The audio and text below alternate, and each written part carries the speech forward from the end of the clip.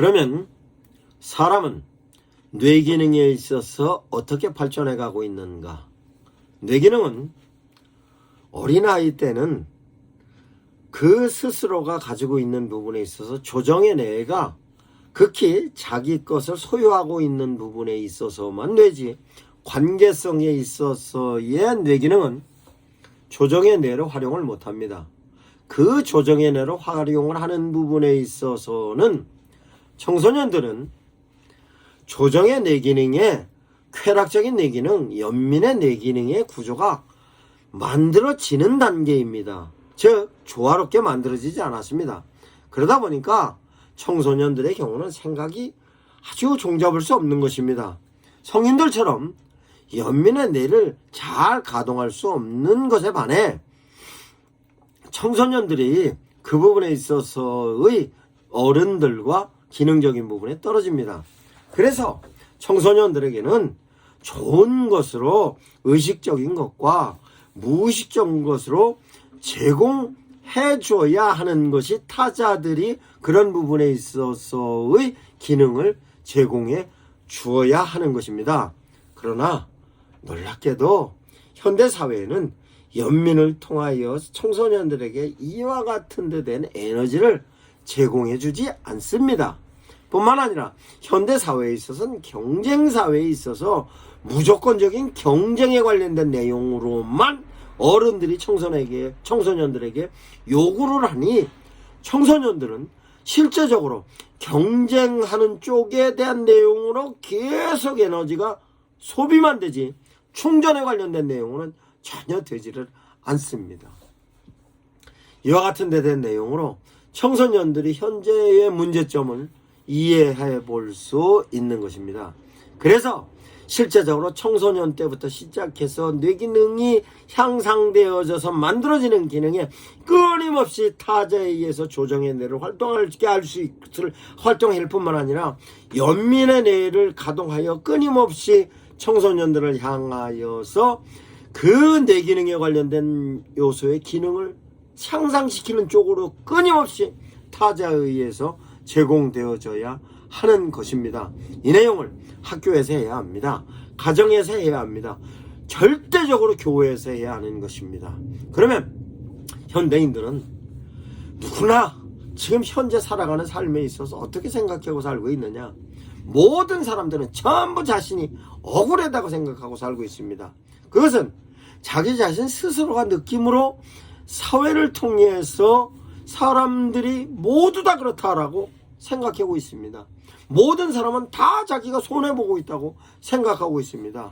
이런 피해의식은 사람들이 객관적으로 이해할 수 있는 상황이 되지 않는 것입니다. 근데 역으로 내가 피해를 보고 있다라고 생각하는 것은 그 피해를 보고 있다는 것으로 생각하기 때문에 스스로 객관성 있다는 개념으로 정리가 되고 있는 것입니다. 즉 내가 피해를 받지 않기 위해서는 최소한도로 이 정도로 정리가 되는 사고의 개념으로 객관성을 띠게 되는 것입니다. 그러나 그것은 어떻게 객관성을 띠는가에 대한 것은 내 스스로 피해의식과 객관성에 관련된 내용은 스스로 합리적인 판단을 할 때의 내용은 연민의 뇌를 통하여서 어느 정도 에너지가 조정의 뇌에 작동했냐에 따라서 확실한 객관성을 띠게 되는 것입니다. 예를 들어 대학생들이 학교 다니면서 학비가 굉장히 비싸다고 생각합니다. 그래서 학생들은 등록금을 통하여 학교 교수와 직원들이 먹고 산다고 생각합니다. 시민들은 자기 자신이 교통을 위반해서 그 대가로 띈 딱지를 가지고 공무원들이 먹고 산다고 생각합니다. 시민들은 길거리에서 공사가 실제적으로 그 공사가 나를 위해서 해준다고 생각하지 않습니다. 국회의원들은 내 돈을 막 쓴다고 생각합니다. 자동차 좋은 거 타고 지나다니는 사람은 사기꾼이라고 생각하고 돈 떼어먹은 사람이라고 생각합니다. 이런 모든 것이 불공정하여 돈을 벌었다고 생각합니다. 즉 상대적인 억울함을 느끼는 것입니다. 이것은 객관화로 제공해야 됩니다. 그 객관화로 제공하여지는 내용은 실제적으로 당사자들 모든 사람들이 갖고 있는 억울하다고 생각되어지는 요소, 소외감, 모멸감, 자괴감, 상대적인 빈곤감, 이런 모든 것을 객관화시키고 그 객관화를 통하여서 스스로가 인정이 되면 그나마 이와 같은 부분을 탈피할 수 있는 것인데, 이 탈피되는 객관화에 대한 에너지는 연민의 내에서 들어올 때만 가능한 것입니다. 객관화시킬 수 있는 작업은 학교에서 선생님을 통하여서 객관화됩니다. 부모를 통하여서 객관화됩니다. 그런데 가장 중요한 것은 우리는 교회의 역할로서 성도들이 그와 같은 부분에 있어서 소외감, 모멸감, 자괴감, 상대적인 빈곤감, 이와 같은 데 대한 내용을 하나님의 메시지로 객관화시켜야 하는 것입니다. 이것은 교회에서 성도들을 향하여서 목사님들이 해야 될 일이고, 교회에서 프로그램을 이와 같이 작용해야 하는 것입니다. 이와 같은 부분이 성도들이 삶을 온전하게 살 수 있게 하는 데 대한 내용입니다. 이 내용을 성경에서 끊임없이 제시하고 있는 것입니다. 예수님께서 말씀하십니다. 심령이 가난한 자들아 내게 오라. 심령이 가난한 자들아 내게 오라. 천국이 너희 것이라. 수고하고 무거운 짐자들아 내게 오라. 내가 너희를 쉬게 하리라. 이런 모든 내용이 예수님께서 이와 같은 내용으로 하나님의 메시지를 제시하는 것입니다. 그 하나님의 메시지는 놀랍게도 그 메시지에 관련된 내용은 그냥 일반적으로 예수님께서 사역으로 많은 사람들에게 제시하였지만, 정신분석학적인 면에 있어서 이와 같은 내용으로 이해하면, 예수님께서 오셔서 인간들을 향하여서 베푸셨던 교훈과 그분이 사랑의 표현은 이런 것이었구나, 이해할 수 있는 것입니다. 이 부분을 교회에서 해야 합니다. 교회에서 성도들을 향하여서 연민의 내를 발휘하는 에너지를 불어넣어줘야 하는 것입니다. 이거는 성도 간의 교제를 통해서도 해야 합니다.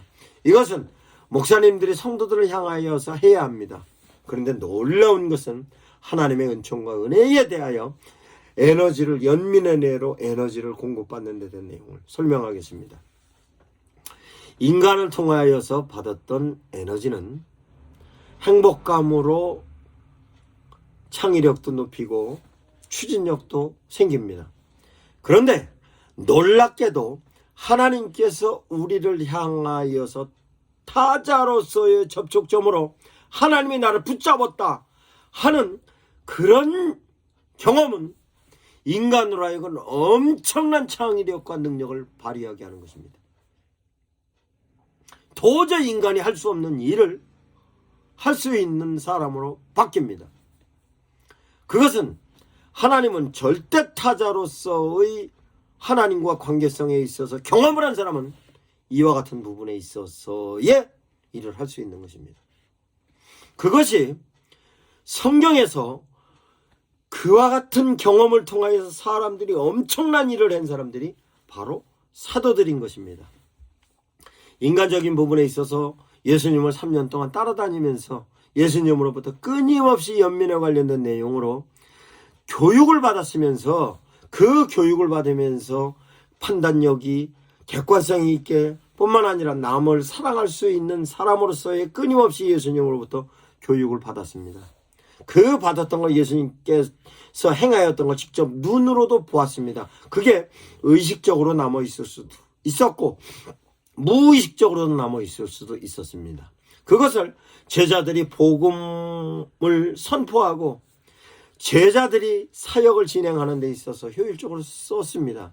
그런데 놀라운 것은 베드로뿐만 아니라 바울과 모든 사람들이 사역하는 데 있어서 놀랍게도 스스로가 가지고 있었던 의지적인 부분에 있어서 활동했던 것과 성령께서 직접 개입하셔서 움직였을 때에 그 만들어진 현상적인 결과는 엄청난 차이가 있었던 것입니다. 그 차이는 초자연적인 부분에 있어서의 내용으로도 나타나기도 하고 자연적인 부분에 있어서 내용으로도 나타납니다. 그 내용은 하나님께서 성령을 통하여서 인간들을 향하여 성령을 경험하게 하니까 그 성령을 절대 타자로서 경험했던 사람들은 엄청난 능력을 발휘하는 사람으로 바뀌었던 것입니다. 스데반이 돌에 맞아 죽으면서의 표현은 전애들을 용서하는 사람으로서 얼굴이 천사 같은 모습이었고 예수님의 제자들이 전부 죽어가면서도 그네들을 향하여서 일을 진행했을 뿐만 아니라 사도들이 행하였던 일은 엄청난 역사적인 내용으로다가 만들어져서 그 만들어졌던 내용은 하나님으로부터의 초자연적인 관계성에 관련된 내용으로 그 내용을 성도들이 연민의 내로 느껴졌을 때에 만들어졌던 결과로 현상이었습니다. 이것이 바로 다른 종교와의 차이점입니다.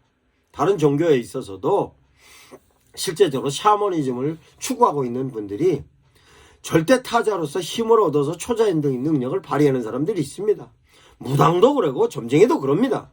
그러나 무당이나 점쟁이가 발휘하는 초자연적인 능력과 우리 성령님께서 우리와 접촉을 하셔서 그 하나님의 계획하심을 실제적인 현상적인 초자연적인 역사로 나타나는 데 대한 내용과는 천지차이적인 내용입니다. 우리는 그와 같은 내용이 성경에 기록이 되어져 있고 성경에 기록되어져 있던 초자연적인 역사가 현재 우리에게도 나타날 수 있는 것이 그때 활동하고 계셨던 하나님이 지금의 우리 하나님이고 그때 하나님께서 이루셨던 놀라운 하나님의 의지, 이행하심, 의미, 의도는 지금 하나님께서 우리에게도 그와 같은 의지와 이행하심과 의미와 의도가 바로 지금 현재 우리에게도 나타난다는 것입니다. 그것은 하나님께서 우리를 능력 있는 자로 바꿔서 쓰시는 겁니다. 능력 있는 자의 능력은 하나님께서 하나님의 능력대로 쓰시는 것입니다.